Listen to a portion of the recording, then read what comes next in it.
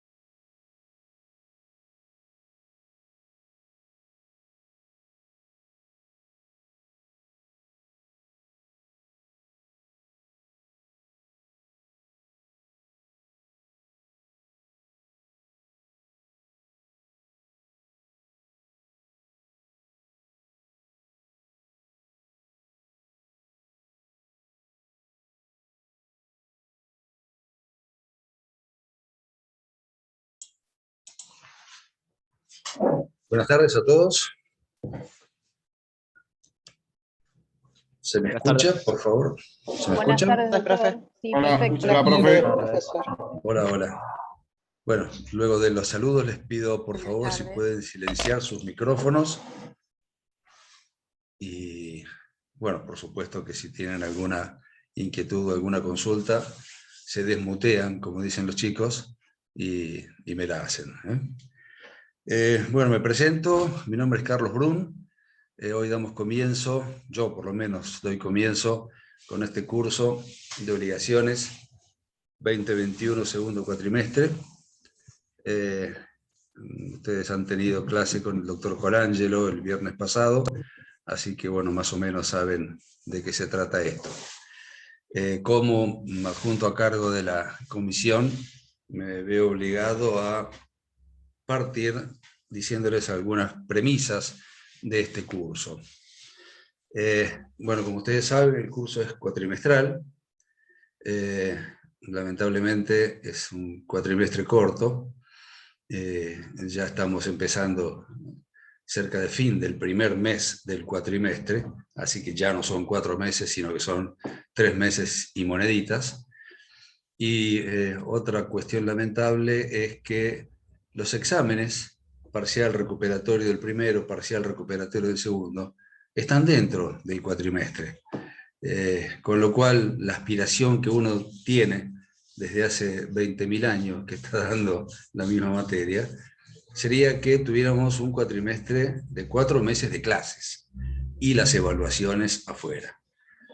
Tener un cuatrimestre de menos de 4 meses de clases implica que, si ustedes leyeron el cronograma, habrán visto que hoy yo tendría que hablar de varios temas efectos de las obligaciones, buena fe, efectos de las obligaciones, efectos en relación a las partes, sucesores, terceros, efectos respecto del acreedor, respecto del deudor, astreintes.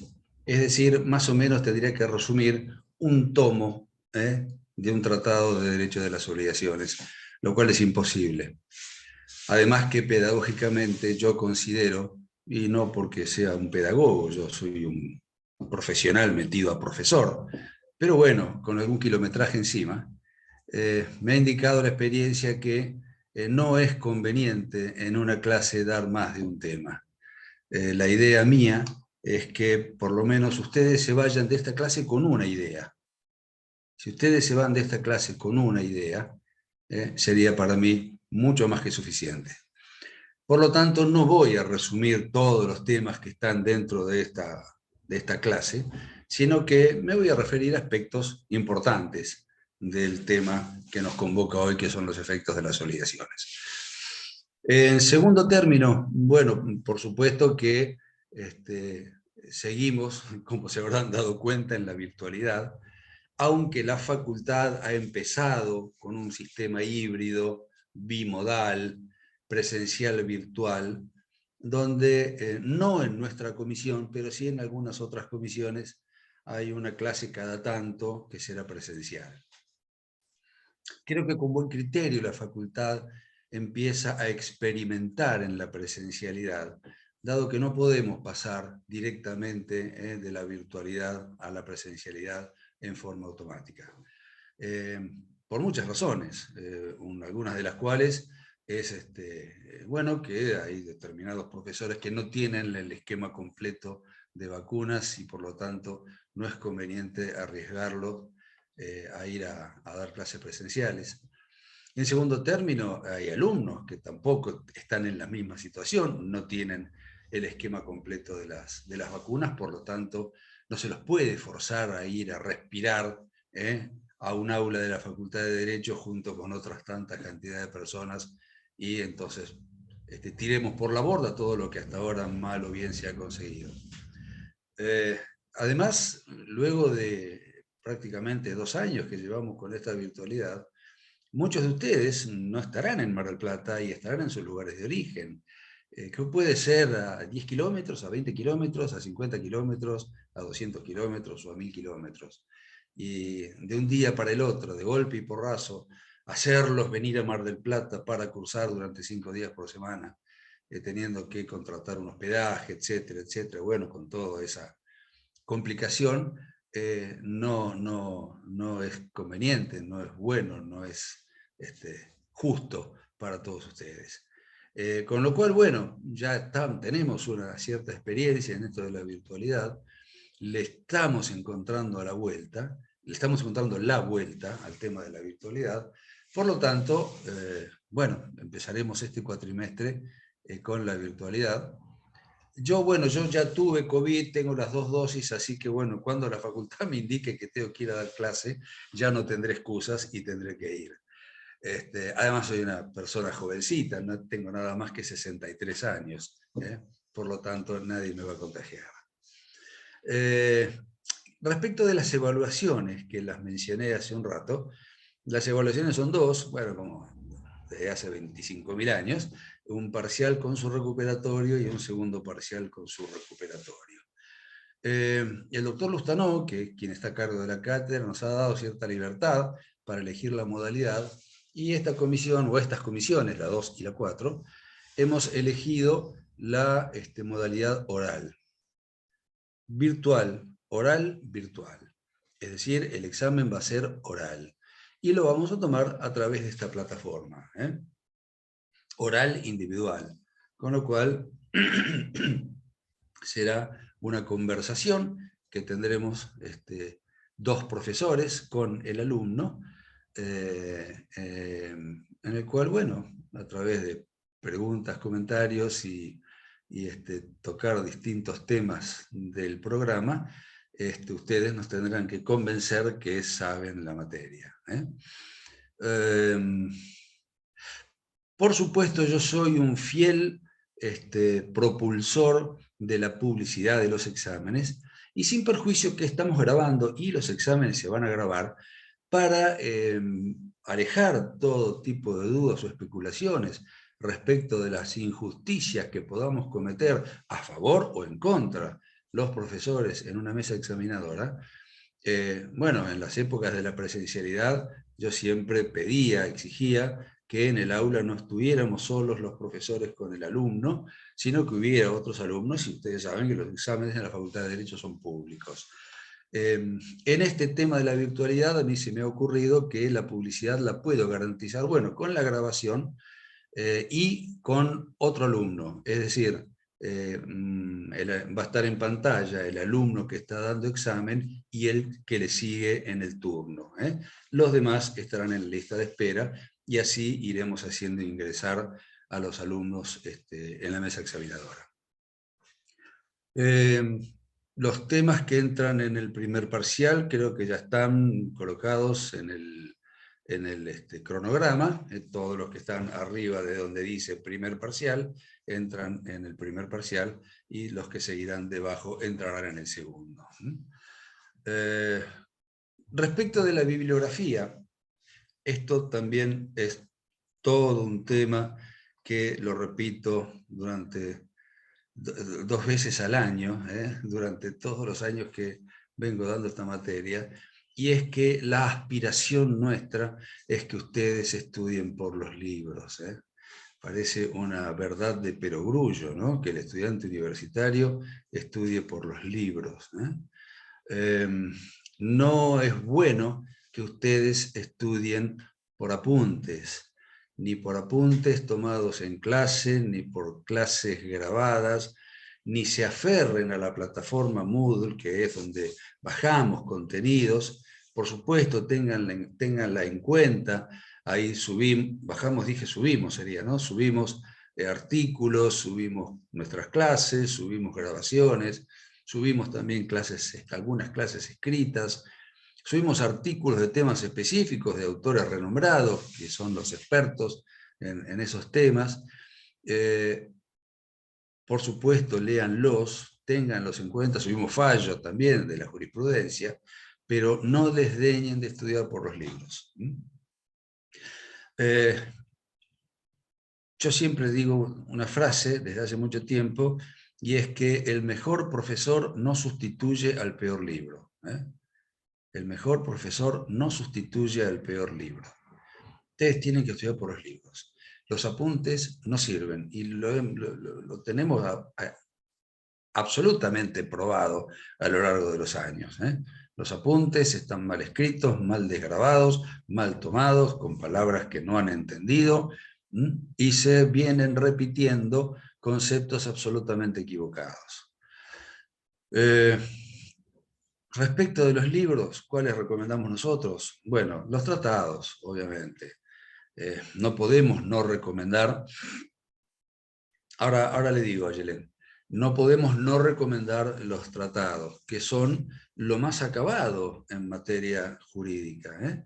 El que ha escrito un tratado del que se le ocurra, en nuestra materia de derecho de las obligaciones, es el que ha prácticamente agotado todos los temas que alumnos, docentes, profesionales, magistrados, etcétera, académicos, tienen que saber para tener un conocimiento cabal de la materia.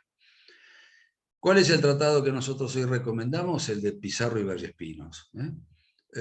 No solo porque es del doctor Pizarro, fundamentalmente, es de lo mejor que existe en este momento en derecho de las obligaciones, sino porque es el más moderno, el más actualizado. Por supuesto que está en línea con el Código Civil y Comercial, que todavía podemos reconocer que tiene una escasa vigencia, 6 años de vigencia tiene en nuestro Código Civil y Comercial. Por eso lo recomendamos. Claro, ¿cuál es la contra? 2 contras fundamentales. Una, el precio, es incomparable. Hoy los libros son de un precio absolutamente sideral que no está al alcance de cualquiera. Máxime en este tema de la virtualidad, donde estamos todos separados, donde ustedes, no sé, calculo yo que no deben tener grupos de estudio, no se reunirán para estudiar, sino que ahora cada alumno es un átomo dentro de esta gran célula que es la Facultad de Derecho, y está solo en su burbuja. Por lo tanto, tampoco se pueden comprar los libros entre 2 o 3 compañeros de estudio, amigos, que puedan compartirlo. De tal manera, si pueden conseguirlo de algún compañero, de algún abogado que lo tenga, lo que fuera. Bueno, eso es una buena noticia, Agustín. Por supuesto que debe ser una fotocopia, y no creo que sea el tratado, supongo que es el manual. 750 pesos debe ser una fotocopia del manual de Pizarro, que es la versión comprimida. Los manuales es lo que nosotros recomendamos, pero subsidiariamente. Los manuales, sí, es el manual. Los manuales no traen todo lo que traen los tratados. Por algo los tratados son de 5 tomos y los manuales son de 2 tomos. Obviamente el autor, cuando hizo el manual, mochó la mitad o más de la mitad de lo que dice el tratado. Pero bueno, la información que debe tener el estudiante está contenida en el manual, con más lo que podemos decir nosotros en clase, lo que le subimos, la información que le subimos a la plataforma, pueden agotar los puntos del programa. En cuanto a los manuales, por supuesto, bueno, recomendamos el de Pizarro, y también recomendamos el manual de Calvo Costa, Carlos Calvo Costa. Tiene un lenguaje sencillo, bastante accesible, no trata los temas con mayor profundidad, lamentablemente, sobre todo algunos que son muy espinosos, no los trata con la profundidad que uno quisiera. Y también tienen el manual de Marcelo López Mesa. Es bueno, López Mesa es un tipo muy versado en esta materia, pero a veces es ininteligible. A veces cuesta mucho saber hacia dónde apunta, qué es lo que quiere decir. Por eso seduce más la sencillez con la que escribe Calvo Costa. Después hay un manual un poco más comprimido, un poco más chico, de la doctora Sandra Wiersba, con W, Wiersba. Es un manual medio chicuelo, medio chiquito, que no creo que tenga todos los, yo no lo he recorrido absolutamente, pero no creo que tenga todos los temas. Yo les recomiendo una cosa que ustedes, cuando me refiero a ustedes, me refiero a los alumnos en general, no apunto a nadie en particular, no suelen tener en cuenta. Estudien con el programa de estudios en la mano. Vayan fijándose qué es lo que dice el programa de estudios, y eso cotéjenlo con los libros, con el material de estudio que ustedes tengan. ¿Por qué? Porque nosotros cuando preguntamos en base a lo que dice el programa de estudios. No vamos a preguntar nada que no esté en el programa. Y el programa, nuestro programa, que fue confeccionado por el doctor Lostonó, es muy analítico. Agota todos los temas que nosotros preguntamos. Y Alterini y López Cabana sirve hasta ahí, porque no está en línea con el nuevo Código Civil y Comercial. Por supuesto que fue el libro de cabecera de los alumnos de obligaciones durante décadas, pero hoy está un poco... Primero que Alterini falleció, López Cabana falleció, y Ameal nunca lo actualizó. No está, le reitero, no está en línea con el Código Civil y Comercial, sino que está con el Código Viejo, con el Código Derogado.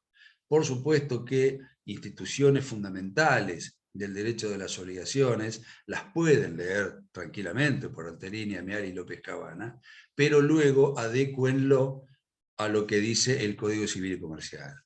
Y esa es otra recomendación que les hago: estudien con el libro y con el código.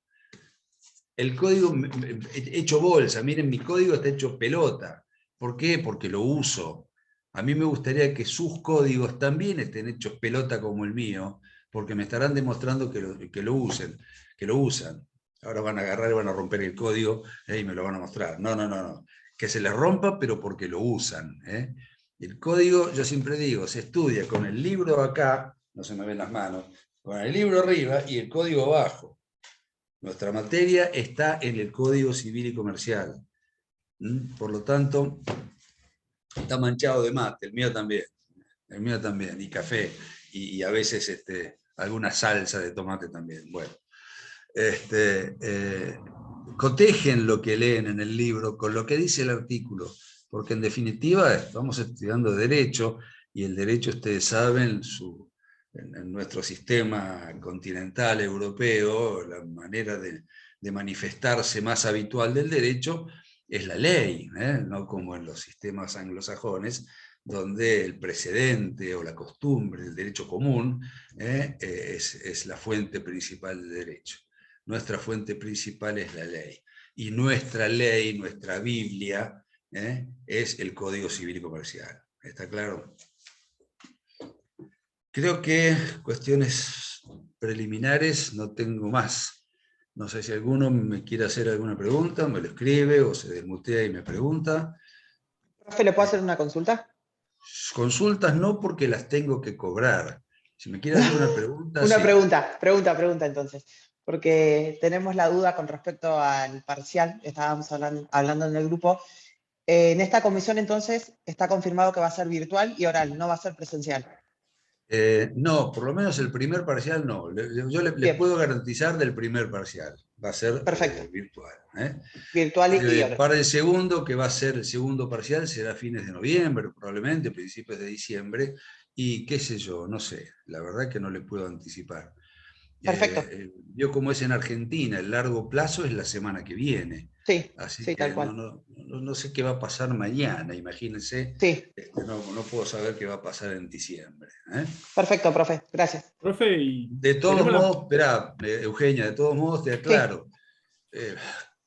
Qué sé yo descuento que el primer parcial va a ser virtual. Ahora, si hay en algún momento alguna orden que baje y diga que es directivo. presencial, bueno, la informaremos con la premura que sea suficiente para ustedes. Pero no creo.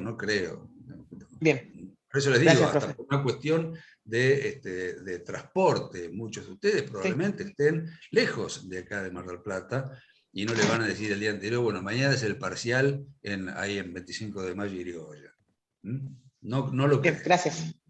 No, por favor. Profe, ¿Alguien más me una, había preguntado algo? una pregunta. Si por ahí en el segundo parcial, digamos, el examen puede ser presencial, ¿también hay otra manera de que pueda ser virtual como una excepción? Porque muchos de nosotros, como usted dijo, no estamos en Mar del Plata. Yo estoy acá en Misiones, en Puerto Iguazú. Y por el momento no veo la forma de poder irme todavía. Digamos, Sí, por supuesto. no sé si voy a Mire, poder viajar o no, pero una manera de vivimos estar seguro. Mire, vivimos en un mundo de excepciones, así que por supuesto que se van a contemplar todas las excepciones posibles. El cuatrimestre pasado hasta tomamos un examen por videollamada de WhatsApp con una chica que estaba en un pueblo de la provincia de Buenos Aires y no lograba tener conectividad vía Zoom para dar el examen, y se me ocurrió pedirle el celular, y la llamé por videollamada de WhatsApp y ahí pudo dar el examen. Por supuesto que le fue mal, lamentablemente, pero bueno, el intento se hizo. No se haga problema, Ryan. Calculo que todas las excepciones serias, por supuesto, se van a ser tenidas en cuenta. ¿Está?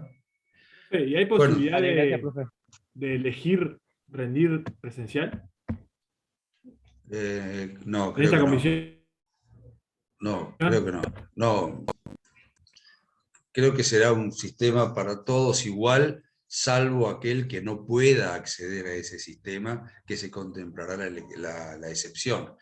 Pero así a gusto del consumidor no creo que sea. Pero no sé, eso se lo digo ahora, por ahí la semana que viene le digo otra cosa, no sé. ¿Algo más? Sí, doctor, usted nos va a dar los días martes y los Martes jueves, a las 3 ¿sabe de la qué tarde. nos tiene que dar? Sí, eso tenía que pedirles una disculpa del jueves pasado. Fue un error mío que no se conectó la doctora Oviedo porque yo le pasé mal el cronograma. Yo tenía en la cabeza que iba a ser lunes, martes y viernes, y resulta que no, que eran martes, jueves y viernes. Así que las clases van a ser martes, jueves y viernes a las 15 horas. Perfecto. Muy Muchas bien. gracias. No, por favor. Bueno, vamos a hablar de los efectos de las obligaciones.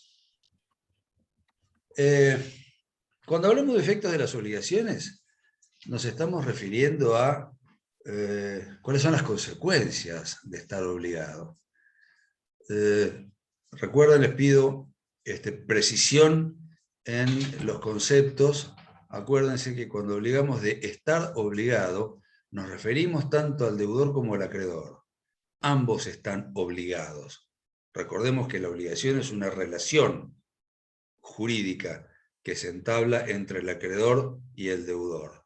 Por lo tanto, tanto está obligado el deudor, que tiene que cumplir una prestación a favor del acreedor, como está obligado el acreedor, que tiene que prestar toda la colaboración necesaria para que el deudor pueda cumplir. De tal manera, ¿cuáles son las consecuencias de estar obligado? ¿Qué es lo que puede ocurrir si la prestación en definitiva no es cumplida por el deudor o por quien corresponda? Esos son los efectos de las obligaciones. Las consecuencias. Vamos a ver, quizás en un rato, los efectos de las obligaciones en las dos puntas, en los dos extremos de la obligación, respecto del acreedor y respecto del deudor. Y fundamentalmente lo que vamos a analizar ahí va a ser qué es lo que puede hacer el acreedor cuando el deudor no ha cumplido, a dónde va a poder recurrir y mediante qué instrumentos va a tener a su alcance para lograr tal vez un cumplimiento forzado, tal vez la ejecución por otro, tal vez una indemnización de daños y perjuicios. Y también vamos a ver los efectos de las obligaciones con respecto al deudor. Es decir, ¿qué pasa si el deudor cumplió y el acreedor inescrupuloso le pretende cobrar de nuevo? ¿Qué herramientas tiene para detener esa acción inescrupulosa del acreedor?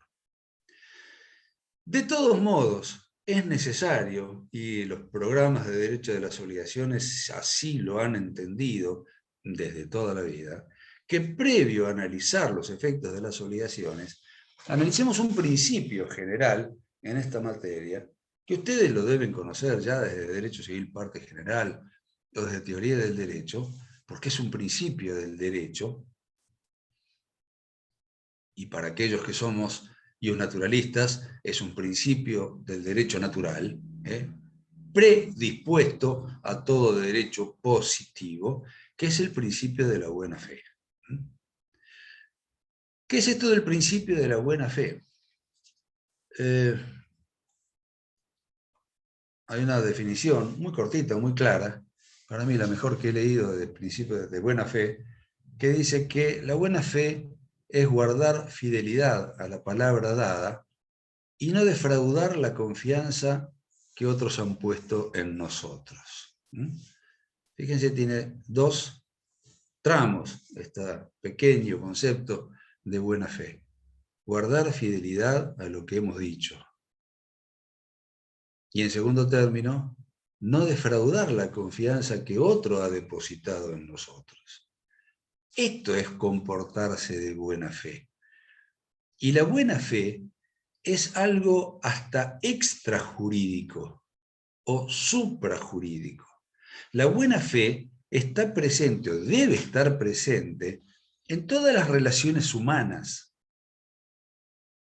En todas las relaciones humanas. No existe la posibilidad de que haya una relación humana que sea exitosa, obviamente, si no está fundamentada en el principio de la buena fe. Es decir, si no está fundamentada en la confianza que nosotros tenemos en el otro y que el otro tiene en nosotros. Imaginemos la relación humana que se nos ocurra, la amistad. Si no hay confianza entre los amigos, no hay amistad. Si yo dudo de mi amigo, entonces yo no soy amigo de él. El compañerismo, un grupo de trabajo, un equipo deportivo, después vamos a ver porque esa ya la tengo en un segundo tramo.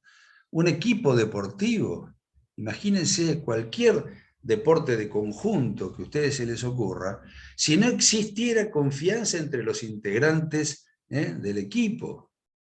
No pongo el ejemplo de deportes individuales porque, bueno, uno está solito, el tenista está solito con su raqueta, la pelota y la red en el medio. ¿Eh? El golfista también, él, el palo y el agujero, para que entre. Pero piensen en un equipo de fútbol, en un equipo de vóley, en un equipo de handball, en un equipo de hockey, donde tiene éxito no aquel equipo que tenga mejores individualidades, sino aquel que juegue mejor en conjunto. Y juega mejor en conjunto cuando existe confianza entre todos los integrantes del equipo. Que sé que yo se la voy a pasar la pelota y él me la va a devolver al lugar justo para que yo cabecee y entre en el arco. Entonces, todas las relaciones humanas están fundamentadas en la buena fe. Por supuesto que como relaciones humanas, las relaciones jurídicas también. ¿Qué se diferencia una relación humana de una relación jurídica? Principio y ¿cómo es? La relación jurídica es una clase de relación humana, que se caracteriza ¿por qué? Porque está protegida, amparada, promovida, tutelada por el derecho, por el ordenamiento jurídico. Y todas las relaciones jurídicas existen porque se basan en el principio de la buena fe. Ahí una compañera mencionó el matrimonio. Matrimonio, si no hay confianza, es un matrimonio que podrá subsistir, pero nominalmente, pero no llevará en sí el germen de esa confianza que se deben los cónyuges entre sí. La relación entre padres e hijos, la relación de paternidad. En una sociedad de la que a ustedes se les ocurra, una sociedad comercial, una asociación civil, una sociedad civil, una asociación, una fundación. Miren, cuando ustedes estudian el derecho societario, van a ver un temita que se lo suele todavía decir en latín, como muchas de las cuestiones que hablamos en derecho, que es la affectio societatis. Si una sociedad no tiene affectio societatis, está destinada a la extinción. Y la affectio societatis es nada más ni nada menos que el principio de la buena fe. Es decir, que exista afecto entre los socios que genere confianza, que yo sé que puedo confiar patrimonialmente o en cuanto a los negocios o en cuanto a los bienes altruistas que tenga, si es una fundación o una asociación civil, en el otro o los otros socios o asociados.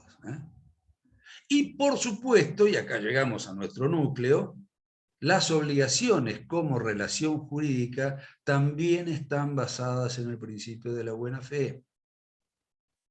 El acreedor tiene que tener la confianza de que el deudor le va a pagar. El deudor confía en que el acreedor va a prestar la colaboración necesaria para que él pueda cumplir con su prestación debidamente. Aunque después esto ya no suceda, y por eso existan los abogados, los jueces, los códigos, para tratar de remendar aquella confianza que fue rota, aquella lealtad que no se dio, o aquella fidelidad que no se produjo respecto de la palabra dada. Esto del principio de la buena fe es una conquista del humanismo cristiano, que fue el que, digamos, los padres de la Iglesia en la Edad Media fueron los que le insuflaron humanismo al rigorismo del derecho romano. Entonces, bueno, lástima que ustedes no tengan derecho romano en su currícula, pero bueno, el derecho romano, que es la base de nuestro derecho, hay instituciones que todavía siguen siendo exactamente iguales a las que inventaron los romanos hace 2000 o 2100 o 2200 años, pero hay otras que fueron siendo modificadas porque se les introdujo el principio de la buena fe. Un ejemplo simplemente. En el derecho romano clásico existía un contrato que se llamaba nexum, donde lo que importaba eran las formas sacramentales que debían cumplir las partes de ese contrato para que el contrato fuera válido. no importaba tanto que el deudor cumpliera, sino cuál era la forma sacramental en que debía cumplir.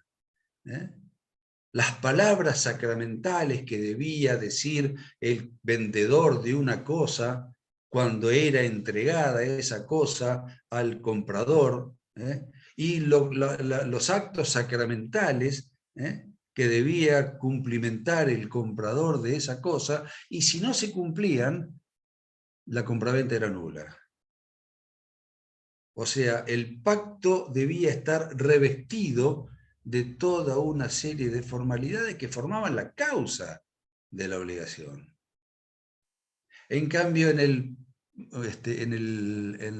derecho de la Edad Media aparece este principio de la bona fides, de la buena fe, donde acá se dice los pactos no deben estar revestidos de formas sacramentales.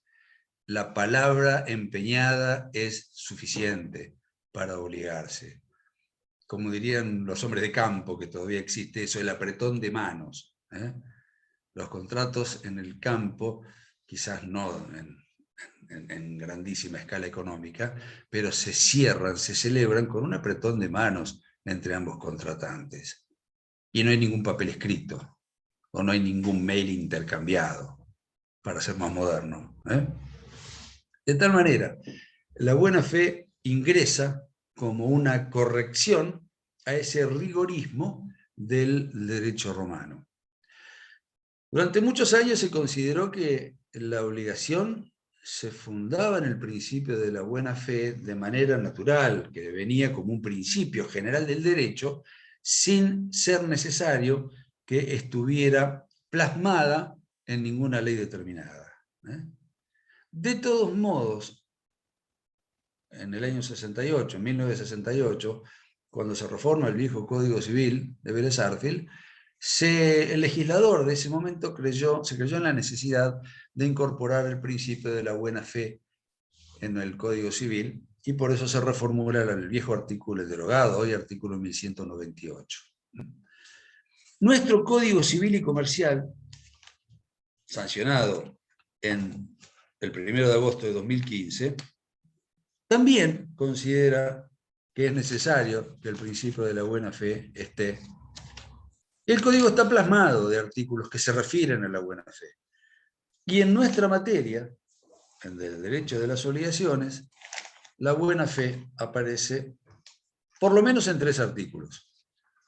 Aparece en el artículo 729, que dice, fíjense, nuestra materia en el código empieza en el 724, donde está la definición de obligaciones. Ya en el 729, 5 artículos después, ya nos está hablando del principio de la buena fe. Dice el 729, buena fe, deudor y acreedor deben obrar con cuidado, previsión y según las exigencias de la buena fe. Deudor y acreedor, los dos, ambos obligados, ambos extremos de la relación obligatoria, deben obrar con cuidado, previsión y de acuerdo con el principio, con las exigencias de la buena fe. Digamos que es un artículo un poco introductorio, que no nos resuelve muchos problemas, sino simplemente nos está dando una directiva de cómo debemos comportarnos. Directiva que es complementada por 2 artículos que están en el título de los contratos. Los contratos, ustedes saben que es la fuente cuantitativamente más importante de obligaciones. La mayor cantidad de obligaciones se crean como consecuencia de un contrato.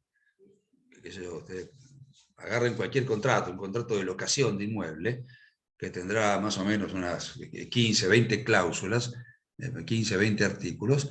Cada uno de esos artículos es una obligación, que en algunos casos el locador es el deudor y el locatario es el acreedor, y en algunos otros casos el locador es el acreedor y el locatario es el deudor.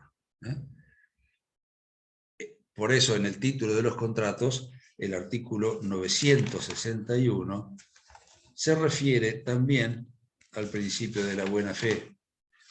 Y dice, los contratos deben celebrarse, interpretarse y ejecutarse de buena fe, Obligan no solo a lo que está formalmente expresado, sino a todas las consecuencias que puedan considerarse comprendidas en ellos, con los alcances en que razonablemente se habría obligado un contratante cuidadoso y previsor. Fíjense, vuelve a repetir en la final del artículo, esa fórmula que había anticipado en el 729. El contratante cuidadoso y previsor. 729 decía que ambos obligados, acreedor y deudor, debían comportarse con cuidado y previsión, y de acuerdo a las exigencias de la buena fe. Eso es comportarse de buena fe, obrar con cuidado y previsión. Y en el artículo 991, cuando el código se refiere a las tratativas precontractuales, ustedes saben que a un contrato no se arriba, esto, bueno, se van a explayar más cuando vean el derecho de los contratos, ¿no?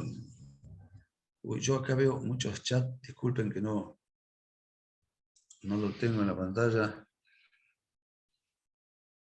Ah, bueno, es viejo, de los libros, está bien, nada pendiente. Si me hacen alguna pregunta por chat y ven que no la respondo, desmutéense y recuérdenmelo. 991, les decía, está dentro de las tratativas preliminares. Contrato, les decía, no se formaliza de forma automática, sino que las partes tienen un proceso de vinculación previo, donde hay ofertas, contraofertas, donde se pasan precios, donde se van poniendo de acuerdo hasta que logran plasmar el contrato, celebrarlo, suscribirlo y ya que comience a producir sus efectos. Hasta que llega ese momento, vienen ambas partes de unas tratativas preliminares previas, que dan como conclusión o que formalizamos el contrato o que no lo formalizamos. El 991 dice, durante las tratativas preliminares, y aunque no se haya formulado una oferta, las partes deben obrar de buena fe para no frustrarlas injustificadamente. Para no frustrarlas injustificadamente. Es decir, para que esas tratativas, esas ofertas que se van a realizar, que desembocarán en la celebración del contrato, no se vean frustradas anticipadamente. Las partes también en esa etapa preliminar deben comportarse de buena fe. Es decir, generar, como decíamos al principio, en el otro eventual contratante una confianza que lo convenza al otro de que va a contratar con nosotros, y que si esa confianza no se genera, lo convenza al otro de que no le conviene contratar. Imagínense, ustedes, si alguna vez han prestado dinero, ustedes prestan dinero porque tienen la confianza de que el otro se los va a devolver. Si no tuvieran esa confianza, no prestarían dinero. Y el otro tiene que generar en ustedes esa confianza. Yo no le prestaría dinero a una persona desconocida. Yo le prestaría dinero a una persona a la cual conozco, a la cual sé de su solvencia, y no solo de su solvencia patrimonial, sino de su solvencia moral. Analizaré si ha honrado sus obligaciones anteriores, si tiene deudas, si no tiene deudas. ¿Para qué? Para que genere en mí la confianza de que tranquilamente le prestaré el dinero porque sé que me lo va a devolver. Y si nos vamos a otro tipo de obligaciones, por ejemplo, yo no le alquilaría a una persona mi departamento si no sé que me lo va a cuidar y que al cabo de los 2 años de contrato me lo va a restituir en las mismas condiciones en las que yo se lo entregué.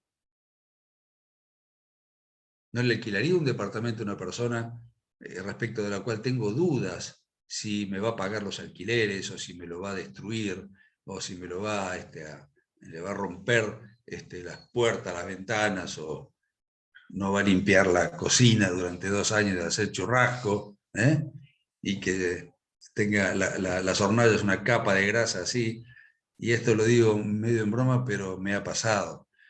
he ido como abogado de locadores a recibir departamentos alquilados, luego de un largo proceso de desalojo, etcétera, etcétera, con lanzamiento incluido, etcétera, etcétera, donde el departamento ha sido destruido de una manera que ustedes no se imaginan. Y esto de la capa de grasa en las hornallas lo he visto yo. Han estado 2 años haciendo churrasco en la bifera de fierro y no la limpiaron nunca. Han llenado toda una pared de cuadros y quedaron todos los agujeros, todos los clavitos que había en los cuadros. Han roto los artefactos del baño.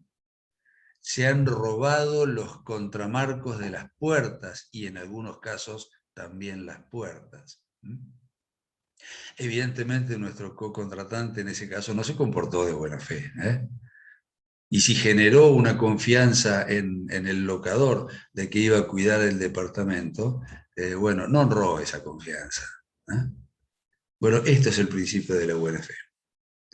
Fíjense que de la lectura que hacíamos hace un rato del 961, vemos que el código analiza la buena fe no solo como un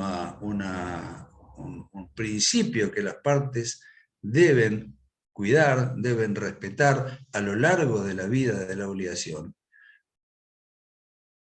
sino que también coloca la buena fe como una pauta interpretativa de lo que las partes quisieron contratar. Fíjense que el 961 dice: los contratos deben celebrarse, interpretarse y ejecutarse de buena fe. Celebrarse, interpretarse y ejecutarse. Primero, queda claro que la buena fe debe estar presente en toda la vida de la obligación, desde la celebración hasta la ejecución. La ejecución, el momento del pago, el momento del cumplimiento, el momento en que se extingue la obligación, también debe estar presente el principio de la buena fe. Celebrarse y ejecutarse de buena fe. Y también le coloca la pauta interpretativa. Los contratos deben interpretarse de buena fe. Esto ya no es respecto de las partes.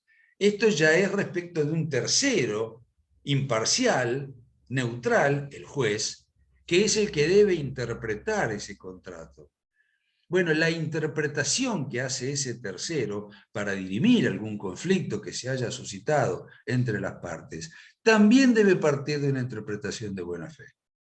¿Y en qué consiste esa interpretación de buena fe? Lo aclara el mismo artículo. Cuando dice: los contratos obligan no solo a lo que está formalmente expresado, sino a todas las consecuencias que pueden considerarse comprendidas en ellos, con los alcances en que razonablemente se habría obligado un contratante cuidadoso y previsor. Es decir, el juez, cuando analiza para la resolución de un conflicto suscitado en la interpretación de un contrato, no debe quedar atado a lo que las partes formalmente expresaron, a lo que escribieron. ¿Y esto por qué? Bueno, esto tiene que ver con la falta de lenguaje técnico en el derecho. A pesar de que todas las profesiones tienen una deformación de su lenguaje, los abogados hablamos de determinada forma, los médicos de determinada otra, los ingenieros de determinada otra, pero en el derecho no tenemos un lenguaje técnico, nos manejamos con el lenguaje del diccionario. Y el lenguaje del diccionario es imperfecto. Distinto del lenguaje del matemático, por ejemplo, que es un lenguaje, los matemáticos inventaron un lenguaje. Yo siempre doy el mismo ejemplo. Viene un matemático ruso que no habla español y en el pizarrón escribe 2 más 2, y viene un matemático argentino que no habla ruso y pone igual 4, porque se hablan en el idioma técnico de las matemáticas, que son los números y los signos. Nosotros los abogados o los operadores jurídicos nos tenemos que manejar con el lenguaje del diccionario. Y el lenguaje común, el lenguaje habitual, es imperfecto. Es la mejor forma que tenemos de comunicarnos, pero no es perfecto. Por lo tanto, a veces lo que decimos no refleja exactamente lo que quisimos decir. Y eso que se traduce en la oralidad también puede ocurrir en la redacción de un contrato. Por eso, si el juez quedara preso de las palabras del contrato, su interpretación podría ser equivocada. De tal manera, esta parte del artículo, que es una instrucción que el legislador le da al juez, le dice, recordad que los contratos no solo obligan a lo que está formalmente escrito, formalmente expresado en ellos, sino que podés entrar y meterte debajo y analizar todas las consecuencias que pueden considerarse comprendidas en ellos, con los alcances en que razonablemente se habría obligado un contratante cuidadoso y previsor. Acá lo que hace el código es poner un patrón ideal, un modelo ideal a imitar. ¿Cuál es ese modelo? Bueno, el contratante cuidadoso y previsor. En el derecho romano dirían el buen padre de familias. Si actuás como un buen padre de familia, que era el modelo, el estereotipo a seguir, una comparación abstracta, por supuesto. Entonces, el juez se forma la imagen del contratante cuidadoso y previsor, y por comparación, entonces, bueno, ¿cómo habría actuado en este caso un contratante cuidadoso y previsor? Y habría actuado de la misma manera que el que inició la demanda. Bueno, entonces tengo una pauta para interpretar que el otro fue el que incumplió el contrato. No, el contratante cuidadoso y previsor hubiera actuado de distinta manera. Bueno, entonces el actor o el demandado ya no tienen la misma fuerza de convicción en las argumentaciones que hicieran en el juicio. De tal manera, esto que se denomina interpretación amplia o interpretación de buena fe, está autorizada a los jueces para todo tipo de contratos, o para la gran mayoría de contratos. Interpretar no solamente de acuerdo a lo que dicen las palabras del contrato, sino a las consecuencias que puedan surgir de lo que las partes han dicho, y comparando con los alcances en que razonablemente se hubiera obligado un contratante cuidadoso y previsor. Acá veo un chat, discúlpenme un segundo. Sí, en este caso sí, Ayelén. Me pregunta si la pauta interpretativa es siempre respecto a un tercero imparcial. Por supuesto que los primeros intérpretes del contrato son las partes. Para cuando esto es de la teoría del conflicto, ¿no? Para cuando el conflicto llega a la dilucidación de un tercero, que puede ser el juez o el árbitro, primero las partes han pasado por un proceso de negociación donde no se han ponido, iba a decir, me parezco al gobernador, no se han puesto de acuerdo, y por eso han tenido que derivar la resolución del conflicto a un tercero, que reitero, puede ser un conciliador, puede ser un árbitro, puede ser el juez, que serán imparciales, pero primero han pasado por, bueno, a ver, vos me debés 6 meses de alquileres. Acordate que el alquiler eran 30.000 pesos por mes, por lo tanto son 3 por 6 meses, 18, 180.000 pesos que me debes. En el contrato habíamos puesto que la mora en el cumplimiento de los alquileres generaba un interés del doble de la tasa activa del Banco Nación. Por lo tanto, eso te da 60.000 pesos más de intereses. Y el otro dice, pero no, pará, me estás cobrando el doble de la tasa activa. Eso es usura. Es una barbaridad. Sí, pero vos lo firmaste y en ese momento no dijiste nada. Bueno, pero yo tenía la necesidad de contratar, tenía que llevar a mi familia, a mis hijos, a que vivieran en algún lugar digno, no podía tenerlos de hotel en hotel, y por eso, bueno, yo acepté determinadas condiciones ruinosas para poder tener un lugar digno y seguro donde poder vivir.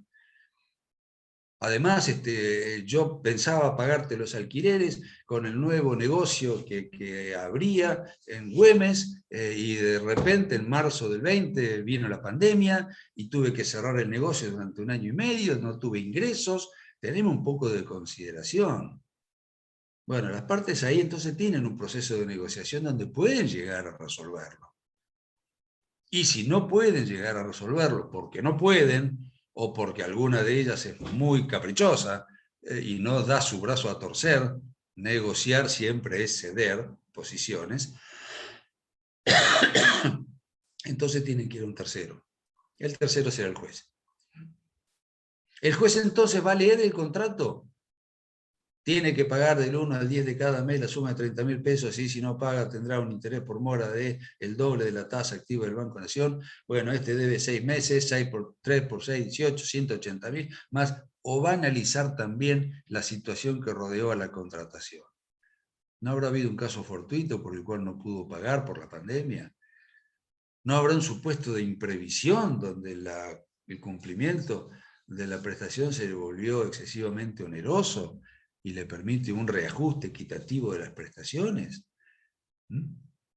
¿Qué era lo que realmente el inquilino, cuando alquiló ese local, anticipó al propietario que iba a poner un negocio tal y tal, y después resulta que el negocio estuvo cerrado por cuestiones ajenas, porque un decreto del presidente de la Nación dispuso cerrar todos los negocios hasta que se le ocurriera? Entonces ese buceo, ese introducirse en lo que razonablemente, las consecuencias razonables que se derivan de lo que las partes escribieron, de acuerdo con lo que hubiera hecho, o habría hecho, perdón, un contratante cuidadoso y previsor, es lo que el juez está autorizado a interpretar. Profe, ¿Sí? ¿el juez puede decidir algo diferente de lo que diga el contrato entonces? Sí, puede decir, claro que sí. Hay muchos soluciones jurídicas que incluso hasta pueden tener por no escritas determinadas cláusulas. Si la cláusula de los intereses dice que tiene que pagar un interés del 80% diario, bueno, acá no solo va a tener por no escrita la cláusula, sino que va a mandar los antecedentes a la justicia penal y lo va a denunciar por usura, que es un delito penal, al que impuso esa cláusula usuraria al otro. Sí, Bien. sí, las cláusulas pueden ser declaradas nulas. En ciertas condiciones pueden reformularse. Ustedes han estudiado, y ahora lo pueden aplicar a los contratos en derecho civil parte general, han estudiado lo que es el abuso del derecho. Bueno, en el derecho contractual el abuso del derecho implica que una cláusula puede ser considerada no escrita, porque una de las partes se ha torcido la finalidad que la ley tuvo al reconocer determinado derecho. Han Claro, los estudiado la vicios, lesión todo. subjetiva. La lesión subjetiva, donde una de las partes se aprovechó de la necesidad, de la experiencia, de la ligereza de otra, para hacerlo, suscribir un acto jurídico ruinoso. Yo necesito llevar a mi hijo a Estados Unidos para realizar una operación, para que le realicen una intervención quirúrgica. Y bueno, vendo el auto. Y usted me dice, bueno, te lo compro, yo necesito $10.000, mi auto vale 20.000. Yo necesito $10.000 para viajar. Y usted, aprovechándose de mi necesidad, me dice, te lo compro en 10.000. Tomá, dame los 10.000, toma el auto. Soluciono mi problema en Estados Unidos y cuando vuelvo puedo iniciarle a usted un juicio pidiendo la nulidad o el reajuste de ese acto jurídico porque usted se ha comportado con lesión subjetiva. Se ha aprovechado de mi necesidad para imponerme un negocio que fue ruinoso. Algo que valía el doble me lo hizo vender por la mitad. No, los jueces tienen amplio poder de interpretación de los contratos para llevar a un cauce justo aquello que nació desequilibrado. ¿Está? Gracias, profe. Sí, ¿alguien más me iba a preguntar algo? Está muteada, si usted es la que me está hablando, Esther. Ahí está, sí, profe, sí, yo.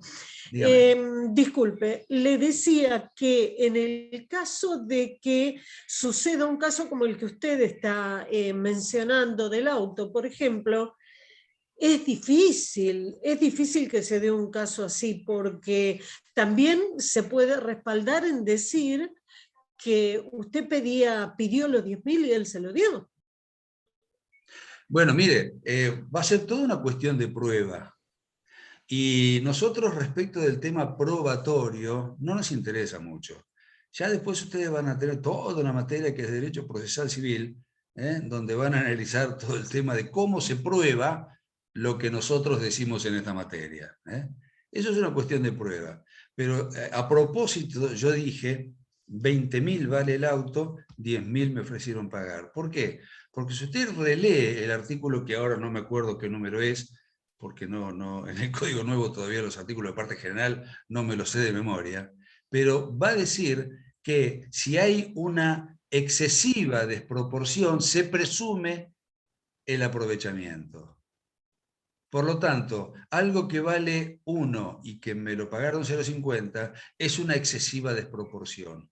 Por lo tanto, yo, que soy el que le vendí el auto, no voy a tener que probar que usted se aprovechó de mi necesidad, sino que va a ser usted la que va a tener que probar que no se aprovechó de mi necesidad. ¿Me entiende?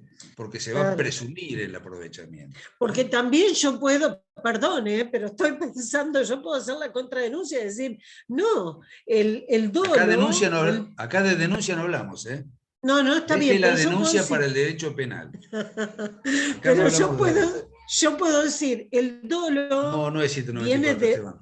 de Sí, Abuso del parte derecho, de él, artículo 10. viene de Bueno, parte no de él importa, porque, dejémoslo. Sí, dígame.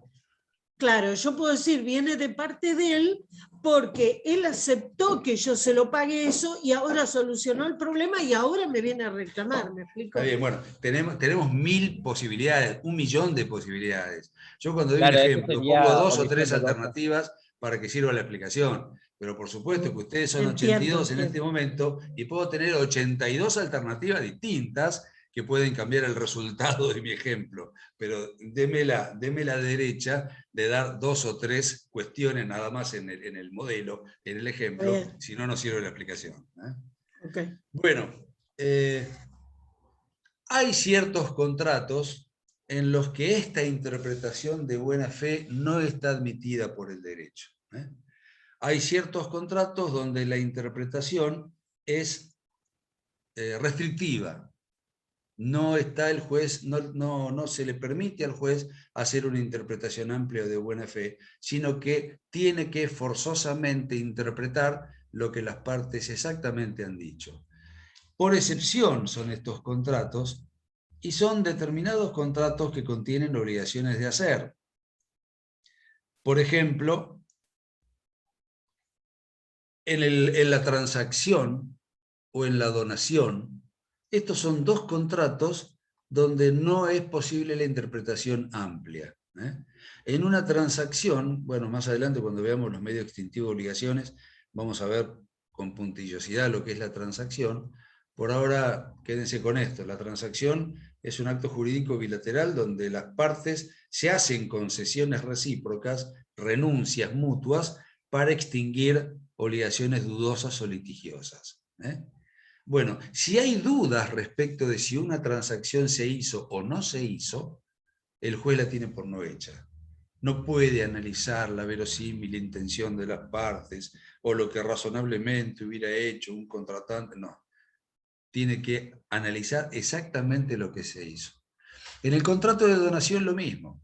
Contrato, sí, no fue una definición tampoco de Micaela, pero bueno, la transacción es un acto jurídico bilateral donde ambas partes, a los efectos de extinguir obligaciones dudosas o litigiosas, se hacen concesiones recíprocas. Ceden parte de sus pretensiones en favor de solucionar el conflicto. En la donación, por ejemplo, si hay dudas respecto de lo que se donó, se tiene por que no existió la donación. No puede interpretarse, y sí, lo que le quiso donar fue el Mercedes-Benz, pero realmente le entregó el Fiat 600. Bueno, le entregó el Fiat 600, le quiso donar el Fiat 600. No puede venir el otro a decir, no, a mí me había prometido el Mercedes-Benz. No se permite esta interpretación amplia. Pero, reitero, son mínimos, son de excepción aquellos contratos donde no es permitida la interpretación de buena fe.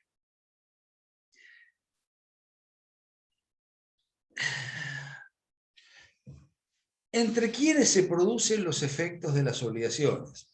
Pasemos ahora un poco a hablar específicamente de los efectos. Si ustedes vienen leyendo un poquito desde la semana pasada los primeros temas de la materia, habrán visto que nosotros hacemos hincapié en las diferencias que existen entre los derechos de obligación y los derechos reales. Y hay muchas diferencias. En este tema, la diferencia que a nosotros más nos importa es la que dice: las obligaciones son relativas, los derechos reales son absolutos. ¿Qué significa esto? Que las obligaciones sean relativas significa que tienen efectos relativos. Es decir, que los efectos se producen relativamente a las partes de la obligación y no se extienden ni para beneficiar ni para perjudicar a terceros. En cambio, los derechos reales son absolutos, significa que se ejercen contra todos, que son oponibles contra todos. Si yo digo que soy el derecho real por excelencia, es el derecho de dominio, que tiene dos elementos: el titular del derecho real y la cosa que es objeto del dominio. Si yo digo que yo soy dueño de esta botella, mi derecho real de dominio se ejerce contra los 7.500 millones de personas que habitan este mundo. Hacia la comunidad. Hacia todas las comunidades. Eso significa que todos los 7.500 millones de personas distintas de mí tienen que tolerar que yo sea el dueño de esta botella y haga con esta botella lo que se me antoje. ¿Está claro? En cambio, si yo le debo a la señorita o señora Eugenia Maqueve 100 pesos, yo soy deudor de 100 pesos solo respecto de ella y no respecto de todos ustedes. Y ella es acreedora de mí, y no respecto de todos ustedes. Esto significa que el efecto de las obligaciones se extienden a las partes y no perjudican ni benefician a terceros. Este es el principio general, que está en el artículo 1021 del Código Civil y Comercial. Que no lo tenemos dentro de las obligaciones, pero sí está como efectos de los contratos. Metodológicamente, los legisladores, los codificadores, tratan de ser puntillosos en cuanto al respeto a la metodología, pero muchas veces se les escapa un poco la liebre. Acá se les escapó la liebre, porque realmente los artículos 1021 a 1032 debieran estar en el título de las obligaciones y no dentro del título de los contratos, porque se refiere al efecto relativo de las obligaciones, no exclusivamente de los contratos, de todas las obligaciones, sea de la fuente que sea. Dice el 1091, el contrato solo, cuando leemos contrato debemos leer obligación. El contrato solo tiene efecto entre las partes contratantes, no lo tiene con respecto a terceros, excepto en los casos previstos por la ley. Este es el principio general. Los contratos, es decir, las obligaciones, tienen efecto relativo. Se extienden solo a las partes y no se extienden a terceros. ¿Está? Ahora, claro, el 1024 trae una norma que es una consecuencia natural de esto que acabamos de decir. Dice, 1024, sucesores universales. Los efectos del contrato, leemos de la obligación, se extienden activa y pasivamente a los sucesores universales. Después vamos a ver lo que sigue.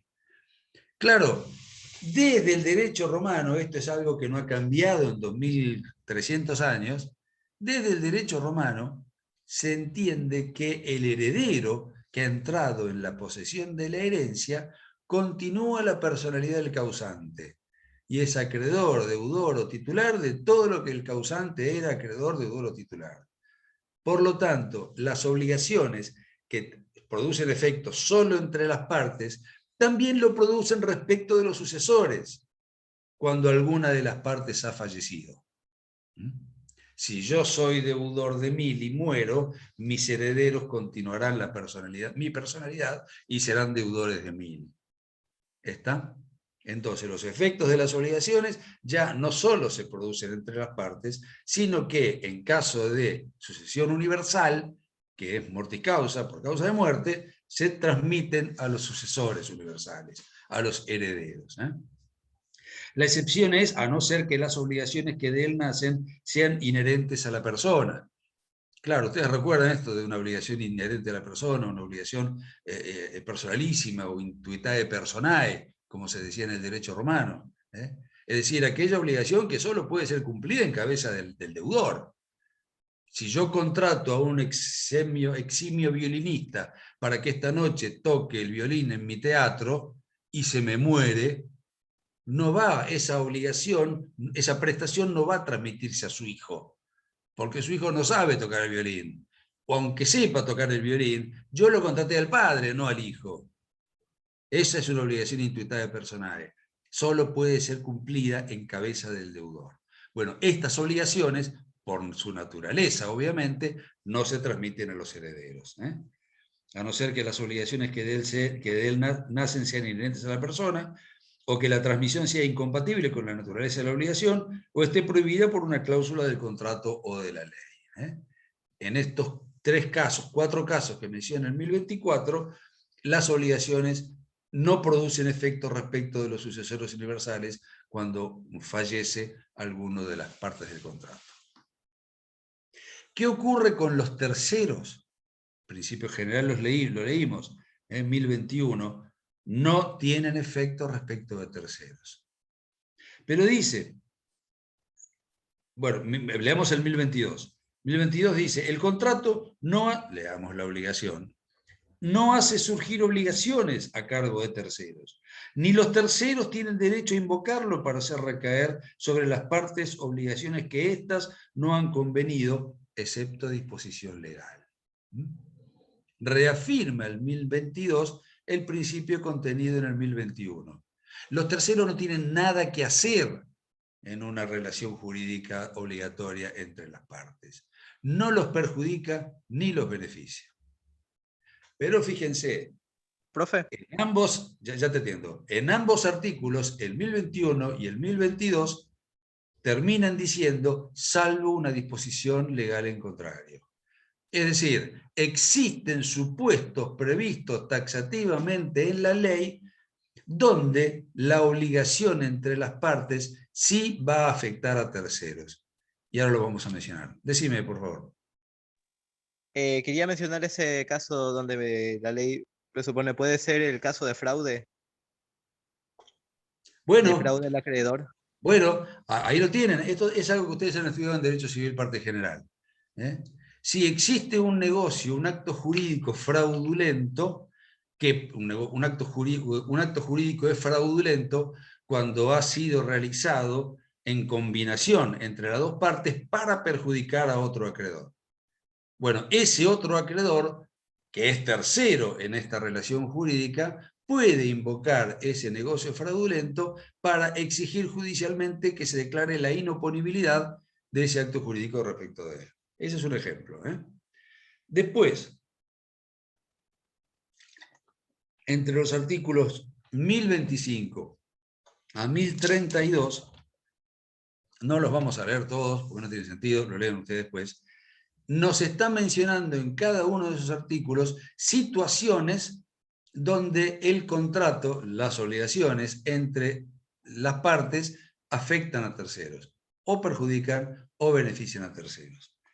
Los supuestos son cuando se contrata a nombre de un tercero, el caso del mandatario que contrata a nombre de su mandante, cuando se promete el hecho de un tercero, la estipulación a favor de un tercero, el contrato para persona a designar y el contrato por cuenta de quien corresponda, hasta el 1030.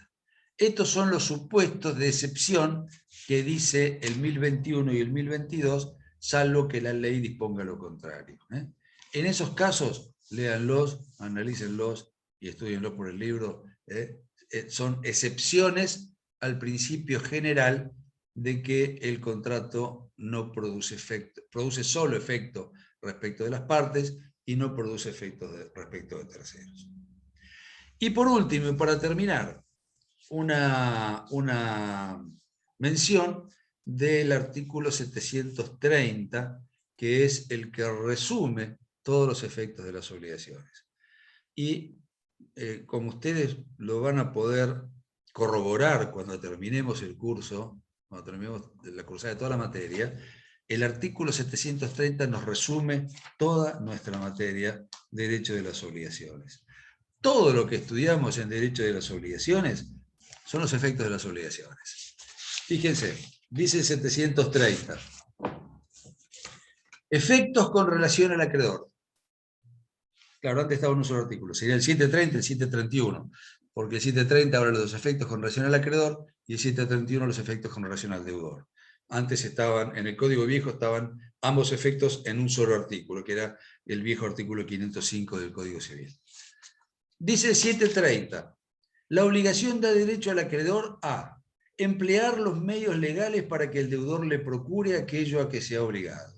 B. Hacérselo procurar por otro a costa del deudor. C. Obtener del deudor las indemnizaciones correspondientes.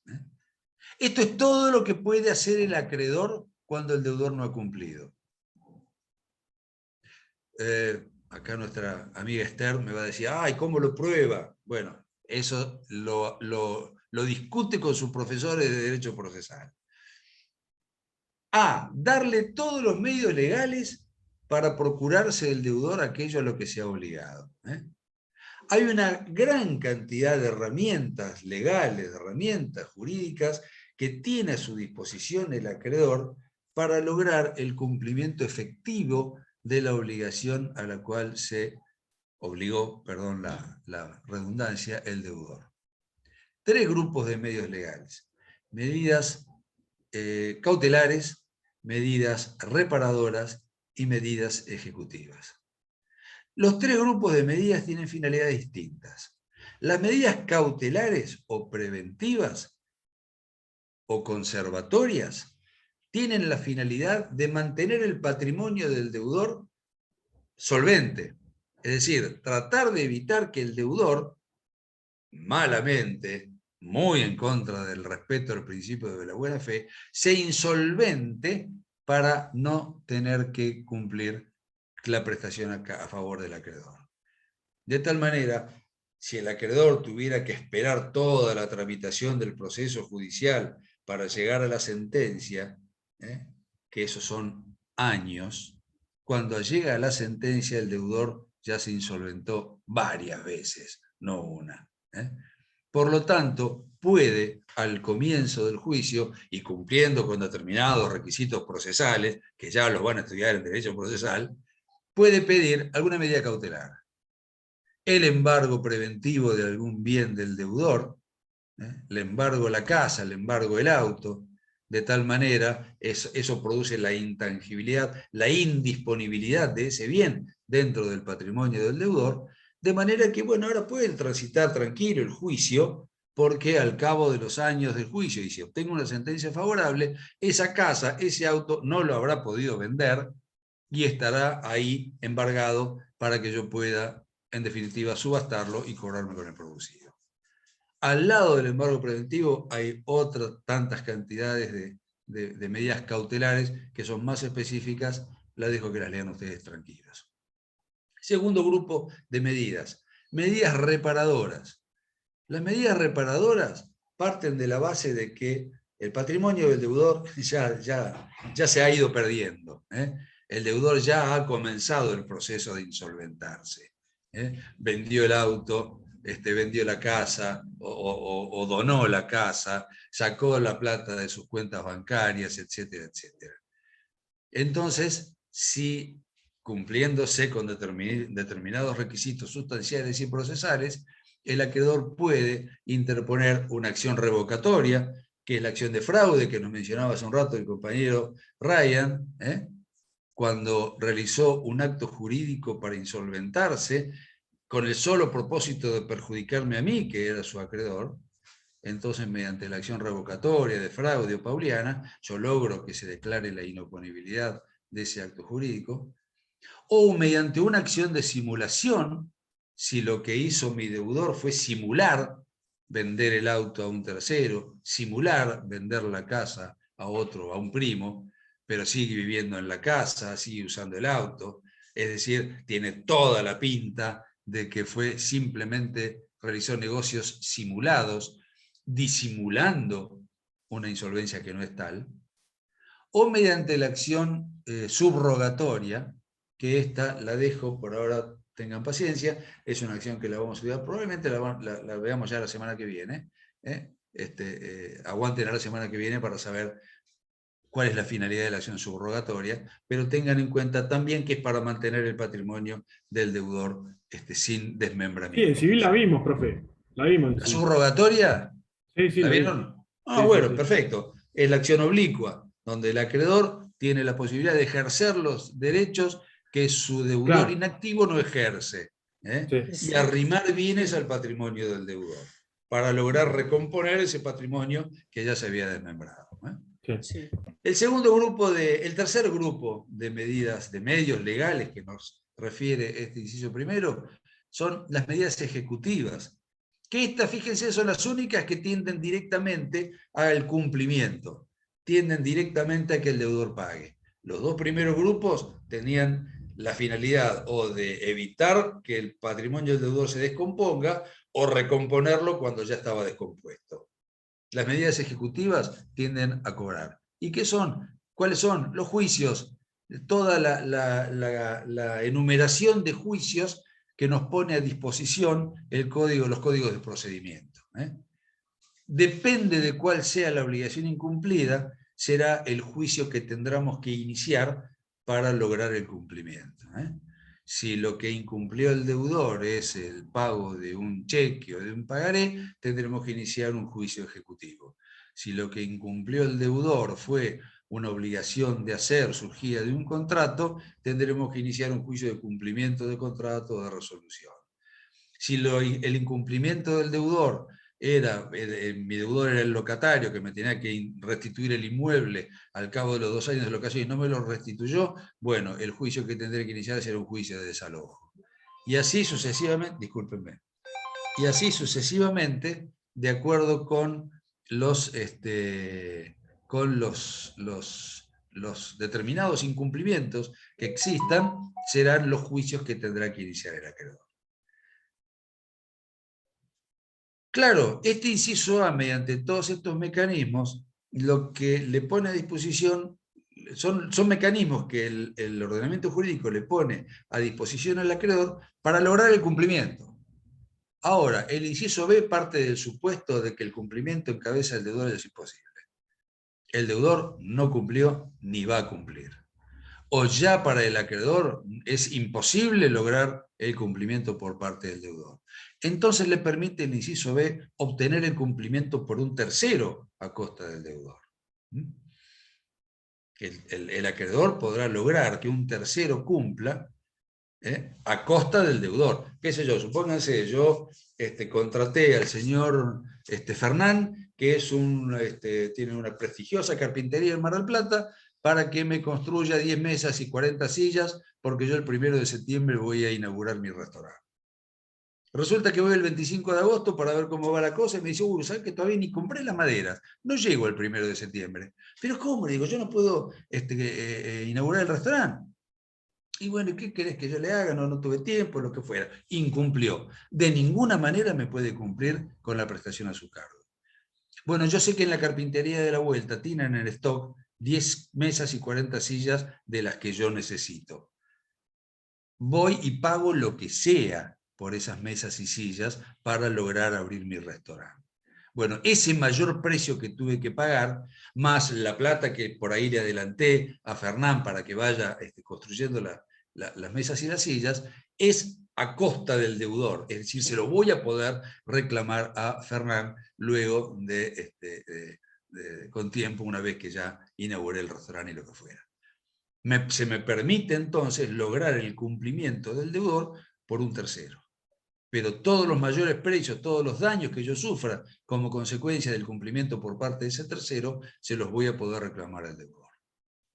Y el tercer inciso nos habla de toda la segunda parte de nuestra materia, que es toda la teoría de la responsabilidad civil. Y es, ya el cumplimiento en especie es imposible. Ya no pude lograr que el deudor cumpla, no pude lograr el cumplimiento de un tercero, ya no tengo aspiración al cumplimiento de la obligación, pero sí me queda una aspiración a poder obtener las indemnizaciones de los daños y perjuicios que yo he sufrido como consecuencia del incumplimiento del deudor.